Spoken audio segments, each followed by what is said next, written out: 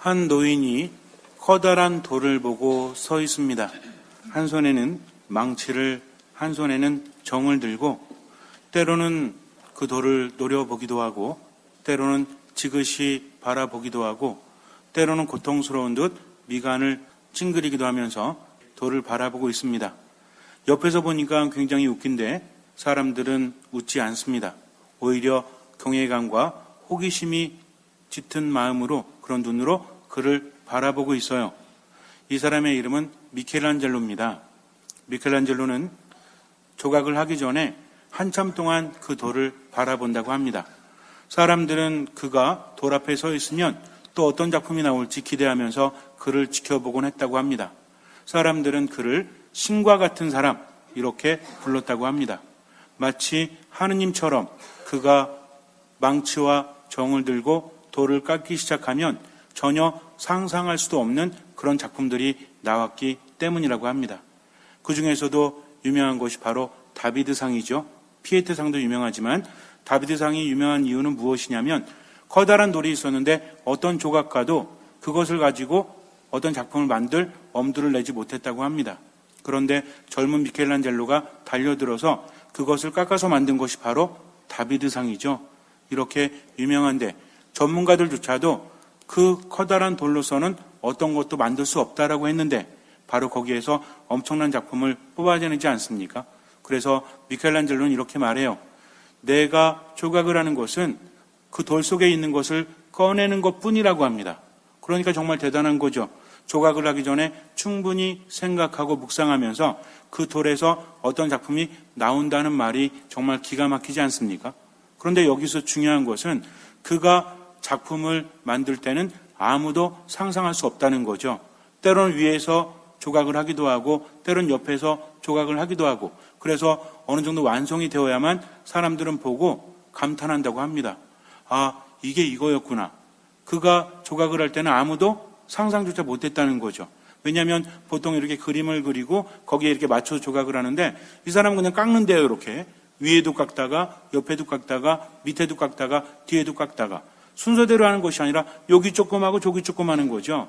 그러니까 어느 정도까지는 도대체 무엇을 하는지 아무도 알 수 없는데 마지막에 보면 기가 막힌 작품들이 나온다고 합니다. 정말 대단하지 않습니까? 사람도 이럴진데 하느님은 어떠하시겠습니까? 우리가 살아가면서 때로는 힘들고 괴로워서 앞이 캄캄해서 나아갈 수 없을 때 몸이 너무나 아프고 마음이 너무나 무거워서 그래서 하느님 앞에서 기도해보지만 아무것도 나아지지 않을 때 우리는 어떤 것을 선택해야 할까요? 믿음이라는 것은 하느님께 모든 것을 내어드리는 것, 모든 것이 그분의 것이기 때문에 내 것이 없어요. 그래서 나의 심장을 하느님께 드리는 마음으로 그분 안에 머무는 겁니다. 때로는 어두운 밤이 너무나 짙어서 앞이 보이지 않고 고통이 너무나 커서 이겨낼 수 없을 때조차도 판단하지 않고 하느님께 맡기는 거죠. 지난 날에 대해서 후회하고 그리고 하느님 탓을 하고 다른 사람 탓을 해봤자 나아지는 것은 아무것도 없습니다. 그래서 믿음 있는 사람은 탓하는 사람이 아니라 믿음 있는 사람은 지금 하느님을 바라보는 사람이라는 거죠. 우리가 희망을 갖는 이유는 내가 무엇인가를 할 수 있기 때문이 아니라 하느님께는 모든 것이 가능하기 때문이죠. 그래서 정말 불가능해도 하느님께는 가능하다는 믿음을 가지고 지금 말씀을 듣고 그 말씀 안에서 살아가는 것, 이것이 무엇입니까? 이것이 믿음이라는 거죠. 그런데 아는 거는 많아도 체험이 없으면 믿음은 열매를 맺지 못합니다. 많은 사람들이 믿음을 대함에 있어서 자꾸만 알려고 그래요. 왜 이렇게 힘듭니까? 왜 이렇게 괴롭습니까? 하면서 어떤 답을 바라죠. 어떤 사람은 이럴 때 저러한 기도를 했다고 하니까 나도 그런 기도 해야 되겠다. 그런 것들이 참 많아요.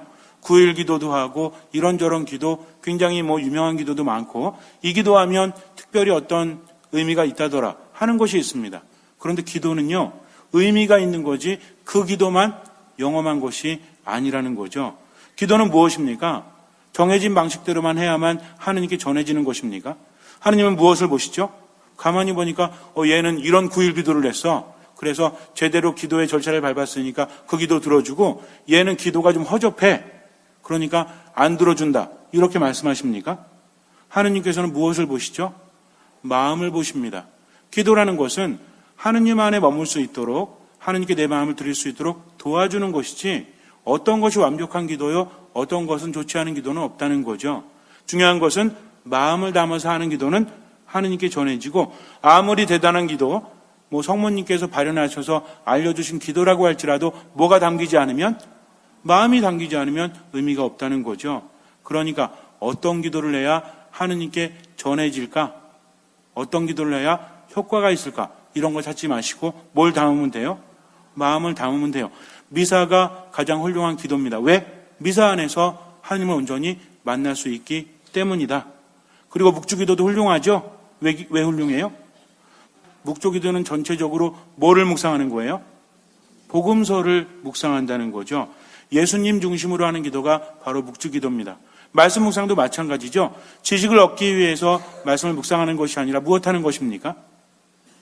살아있는 말씀을 내 안에 받아들이기 위해서, 그래서 듣는다는 것은 어떤 자세죠? 겸손한 자세를 의미할 수밖에 없어요.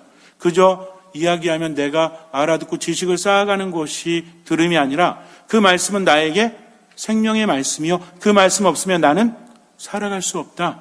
그 말씀으로 인해서 나는 살아간다라는 겸손한 마음이 있을 때 말씀을 제대로 들을 수 있다는 것입니다. 그래서 그냥 듣는 것이 아니라 무엇을 다해서? 마음을 다해서, 또 무엇을 다해서? 목숨을 다해서, 또 무엇을 다해서? 힘을 다해서, 마지막으로 정신을 다해서 말씀을 듣고 그 말씀을 실천하기 위해서 최선을 다하는 것, 이것이 바로 믿음이라는 거죠. 그런데 많은 경우에 나는 판단합니다. 여태까지 살아온 내 삶을 통해서 하느님마저 판단해버리죠. 그러니까 뭐가 없어요? 판단하는 사람 안에는 뭐가 없죠? 믿음이 있을 리가 없죠. 이미 내가 판단하고 있기 때문에. 그래서 하느님은 인간의 방식이 아니라 누구의 방식으로? 하느님 당신의 방식으로 일을 하십니다. 우린 그걸 알 수 있어요, 없어요? 알 수 없죠. 알 수 없습니다.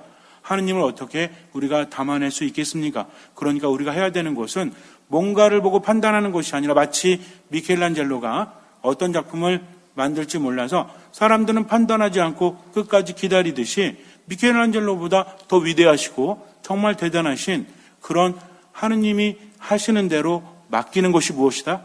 이것이 믿음이라는 거죠. 그래서 뭐 하지 않습니까? 그래서 판단하지 않는 거예요.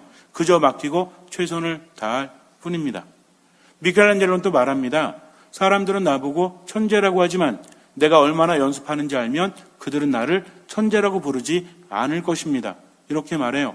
엄청나게 노력을 했다고 합니다. 미켈란젤로가 대단한 것은 조각만 잘했던 것이 아니라 모두 잘 그렸죠? 조각만 잘한 것이 아니라 뭘 잘 그렸어요? 와, 대단하세요.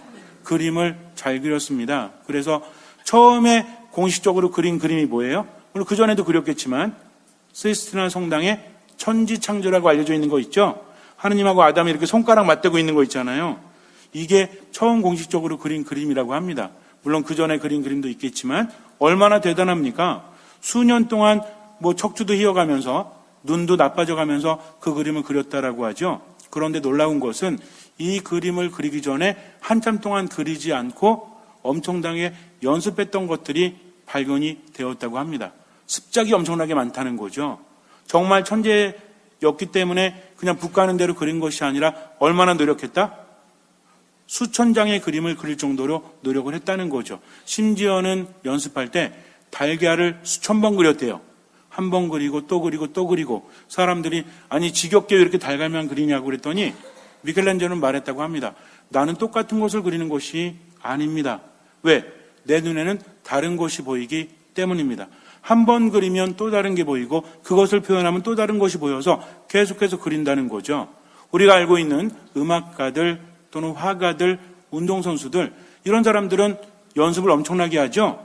근데 대단한 사람과 그렇지 않은 사람의 차이가 뭔지 아세요? 대단하지 않은 사람들은 연습을 지겨워해요.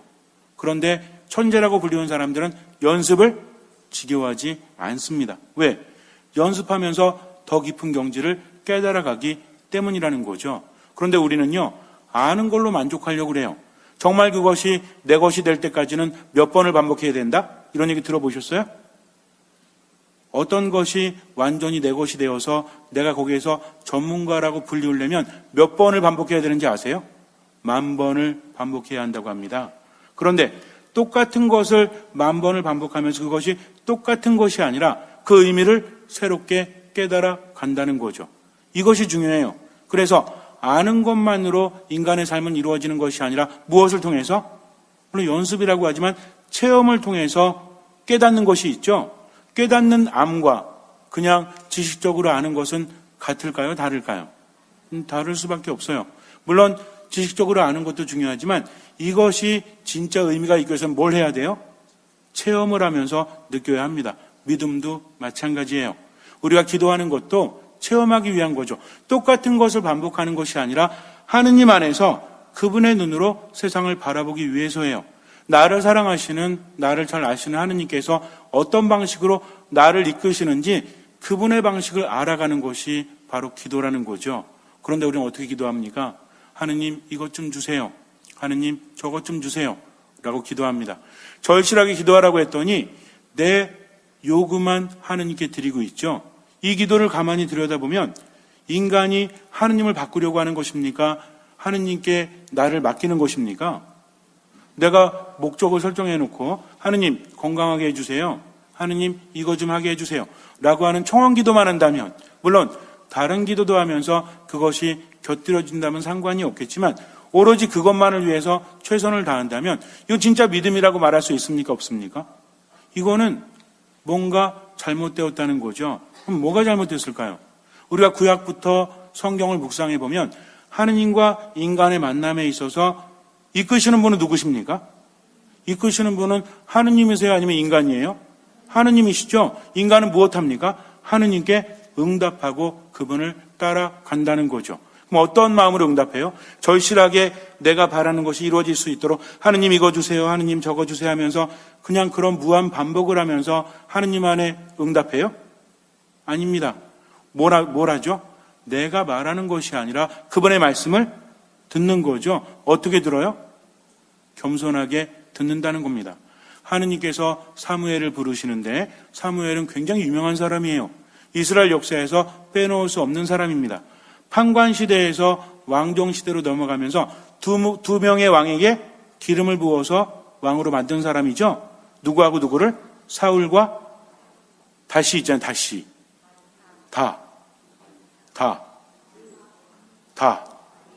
자, 하나, 둘, 셋. 그렇죠. 다윗이죠.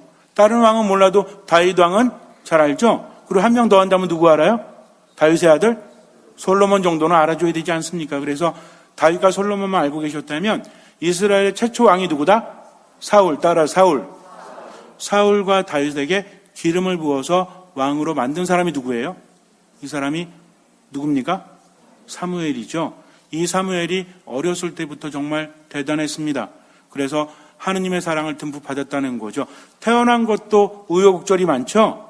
아이를 낳지 못하는 한나라는 여인이 하느님 앞에서 하소연을 하죠. 마음을 하느님께 놓고 맨날 울면서 기도를 해서 그래서 하느님께서 들어주셔서 주신 아들이 누구예요? 이 아들이 사무엘이에요. 그래서 사무엘을 하느님께 바칩니다. 어릴 때부터 성전에 가서 사제였던 엘리의 제자가 되어서 그 밑에서 배웠다는 거죠. 그런데 엘리와 그 자식들이 하느님 마음에 들지 않아요. 그래서 하느님께서는 버리기로 하십니다. 그리고 어린 사무엘을 부르시는 거죠. 이제 새로운 차원이 열리는 거예요.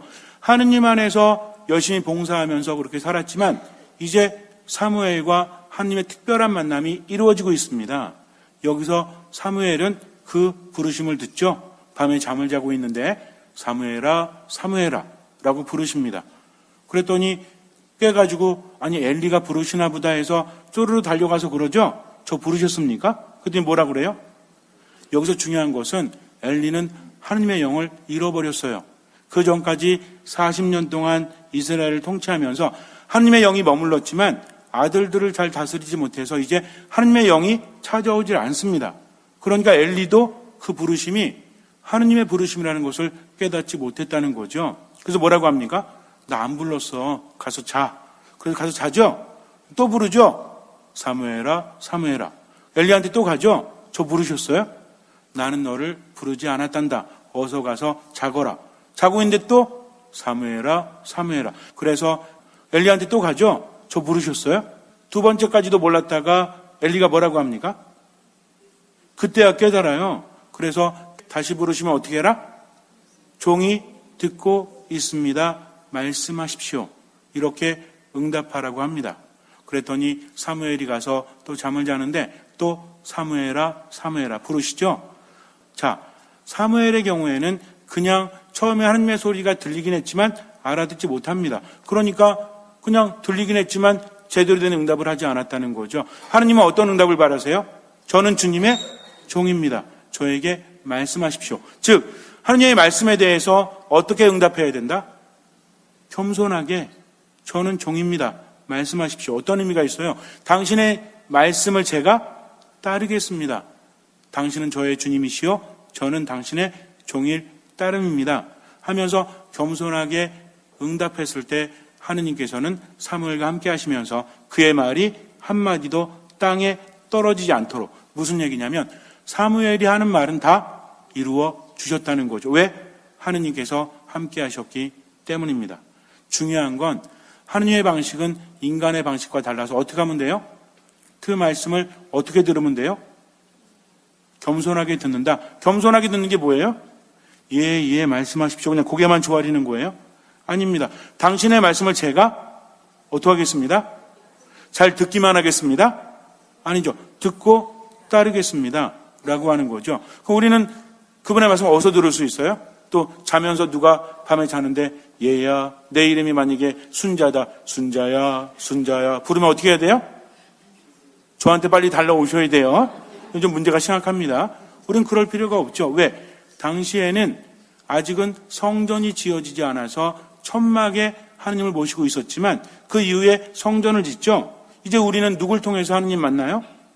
예수 그리스도. 그럴 필요가 없다는 겁니다. 이제 새로운 만남이 이루어져요. 기억할 것은 그분의 말씀에 어떻게 응답해야 된다? 겸손하게 따르려는 마음으로 응답해야 한다는 거죠. 이제 예수님을 통해서 만남이 더 구체적으로 이루어집니다. 세례자 요한이 이렇게 지켜보고 있는데 예수님께서 지나가세요. 세례자 요한이 예수님을 보자마자 뭐라고 하죠? 보라, 하느님의 어린 양이 저기 가신다 라고 이야기합니다. 두 제자가 그 이야기를 듣고 예수님을 따라가죠. 그래서 물어요. 랍비 어디 묵으십니까? 그랬더니 예수님 뭐라고 하세요? 와서 보아라. 이게 중요한 거예요. 와서 보라고 합니다. 우리는요, 하느님을 내게 끌어당기려고 그래요. 그래서 내 뜻에 하느님을 맞추려고 합니다. 하지만 믿음이란 무엇이다? 하느님을 내가 끌어당기는 것이 아니라 내가 하느님께 가서 그 안에 머무면서 보는 것이다. 바로 이것이라는 거죠. 때는 오후 4시쯤이었습니다. 이제 저녁이 시작되는 그런 시기였다는 거죠. 자, 그렇다면 이 두 사람은 예수님의 초대를 받았죠? 하느님의 초대를 받은 겁니다. 가서 뭐 했을까요? 3명이니까 고스톱? 뭐 했을까요? 저녁 때 되면 뭐예요? 자, 손님을 초대했죠? 저녁 때쯤 그럼 뭐예요? 그렇죠. 밥 먹어야죠. 만찬을 벌입니다. 그리고 함께 잠을 잔다는 거죠. 그리고 나서 이제 한 명이 누구였죠? 그 둘 중에 한 명이 안드레아였죠. 그 다음날 안드레아는 누구 동생이야? 그 시몬 베드로 동생이죠. 시몬에게 가서 뭐라고 합니까? 우리는 메시아를 만났소 라고 말합니다. 어떤 얘기를 했는지 몰라요. 그건 중요하지 않습니다. 그들이 했던 건 뭐예요? 주님과 함께 머물렀다는 거죠. 와서 보라는 것은 바로 이것입니다. 아는 것만으로는 신앙은 아무런 열매도 맺지 못해요. 그러나 무엇이 따를 때? 체험이 따를 때. 이것이 중요하다고 했습니다. 인간 삶에 있어서 체험은요, 믿음이 아니라도 얼마나 중요한지 우리는 알고 있어요. 마찬가지입니다. 믿음에서도요, 그냥 아니까 성당에 가서 미사봉헌하고 기도하고 이런 것이 중요한 것이 아니라 하느님과 함께 한다는 마음으로, 어떤 마음으로? 겸손하게 듣는 마음으로 그분과 함께 할 때 그분께서는 우리에게 체험을 주신다는 거죠. 우리는 뭐라고 말합니까? 나는 구세주를 만났어 라고 말할 수 있는 것입니다. 이것이 바로 신앙이라는 거죠. 그래서 힘들고 괴로울 때마다 하나님을 탓하거나 또는 너무 힘들어 죽겠다라고 말하는 것이 아니라 내가 알 수 없지만 하느님 당신 방식대로 이끌어 주십시오 하면서 겸손되이 어떤 마음으로? 듣는 마음으로, 겸손하게 듣는 마음으로 와서 보아라 하신 그분의 말씀을 듣고 그분께 가서 그분 안에 머무는 거죠. 다시 한번 생각해 보세요. 어쩌면 그동안 나는 신앙 안에서 하느님을 내게 이끌어서 하느님이 내 기도를 들어주시게끔 그렇게 의도하지 않았는가? 참된 신앙이란 무엇이다? 이미 알고 계시는 그분 안에 머무는 거다. 내가 이끄는 것이 아니라 그분의 이끄심대로 나를 맡기는 거다. 그래서 이 몸은 주님의 종입니다. 말씀하신 대로 이루어지기를 바랍니다라고 성모님이 고백하셨을 때 하느님께서는 성모님과 함께 하셨죠. 그리고 그분의 아들로 태어나시면서 우리는 하느님을 뭐라고 부르죠? 임마누엘 하느님이라고 부르죠. 하느님께서 우리와 함께 계신다는 뜻입니다. 그래서 믿음이라는 것은 겸허하게 들으면서 모든 것을 맡기고 머물 때 하느님을 체험할 수 있고 체험한 사람만이 뭐라고 말할 수 있다? 우리는 구세주를 만났어. 그러니까 삶 안에서도 삶이 힘들어도 구세주이신 하느님께서 함께 하시니까 걱정할 필요 있어요? 없어요? 두려워할 필요 있어요? 없어요? 그저 어떻게 합니까? 신앙이 있는 사람은 겸손되이 듣고 맡기고 지금의 무엇을 다한다? 최선을 다한다. 나머지는 주님께서 이끌어 주시는 것입니다. 그러니까 걱정하지 마세요. 왜 걱정하지 말아요? 주님께서 걱정하지 말라고 하셨잖아요. 불안해하지 마세요. 왜? 주님께서 불안해하지 말라고 하셨으니까. 다만 뭐만 열심히 하면 돼요? 듣고 보는 것만 열심히 하면 된다. 그럼 미사 때 열심히 듣고 열심히 보는 게 뭐야? 말씀 열심히 듣고 성가 큰 소리로 하고 기도 큰 소리로 하고 대답도 지금 이 소리가 크다고 생각하세요? 자, 대답도 어떤 소리로? 다시 묻겠습니다. 하느님 앞에서 아무것도 판단하지 않고 어떤 마음으로?